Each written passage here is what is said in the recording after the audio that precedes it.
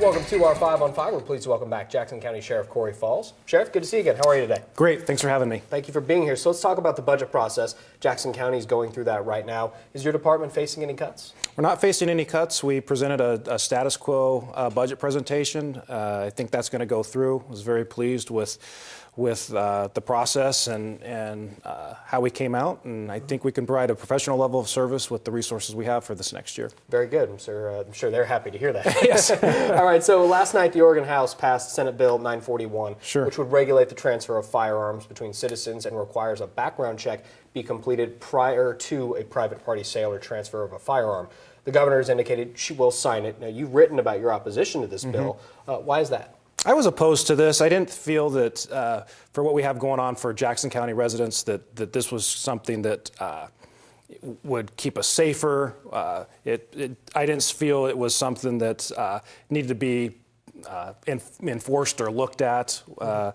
So I was opposed to it. I was disappointed that it was passed, and we'll see from here. Now, would your department have to add staff because of these additional background checks? I don't know, because I don't know if that's going to be imposed on the sheriff's office or not. Historically, some of that has fallen on the Oregon State Police.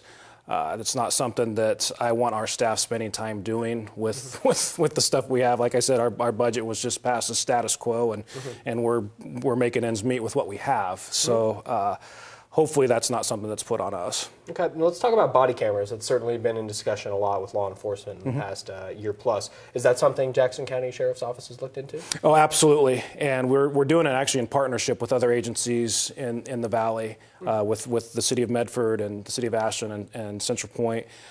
So we have a consistent system. It makes it easier for the district attorney's office for getting this information. So yeah, it's something I want to have in place by this summer. For our patrol officers, we'll have to do it in phases. The expensive part when it comes to body cameras is the storage, and then takes up a lot of space. Takes up a lot of space. So those are some of the things that we look into. Is like, what's the hardware we're going to do? How is it going to be mounted? Is it going to be glasses, or it's going to be on your chest? And I know there's some agencies that are trying out different areas, but then, with all this information, how is it going to be stored? Where is it going to be stored? How long do you have to store it? Exactly. Yeah, okay. All right, so one other thing you've been doing is new trainings for deputies. You're always trying to get them in.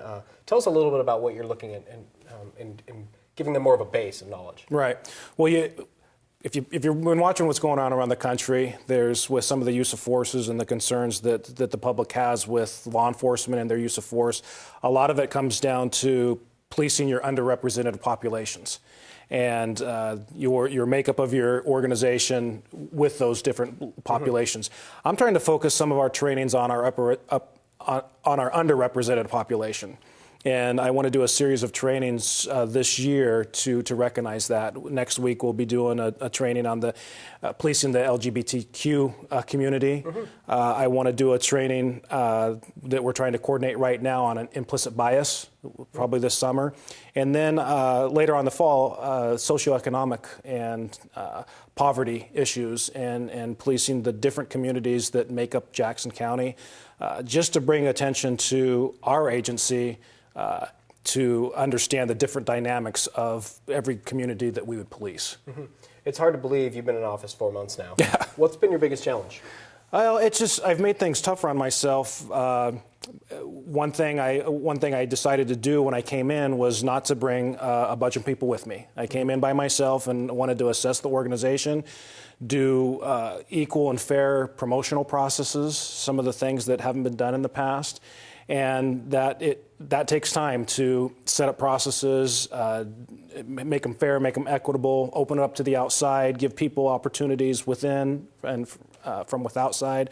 So that's been a big challenge, and sometimes I scratch my head and think, well, maybe I should have just tried to handpick a couple of buddies and say, hey, let's do this together. But that's not what I campaigned on. That's not what I said I was going to do. And we're going through processes right now to fill an executive team to lead this organization into the future. And what's the biggest surprise? Biggest surprise? Well, the organization has been great.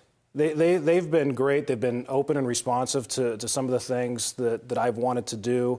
Of course, the community has been great because they they put me in this position, so that's been nice. But it's a new adventure every day. It's a lot of information to take in. There's some things, some of the biggest surprises where people have contacted me and said I've waited several years because I've never have heard back from anybody. I've never heard back from the sheriff or those things. So just being open and responsive and that level of expectation, I think, has drawn a lot more questions or inquiries to the sheriff's office because I'm getting back to people. Very good. It's good to see you. Thank you very much for being here. Great. Thank you. Stay with us. We'll be right back.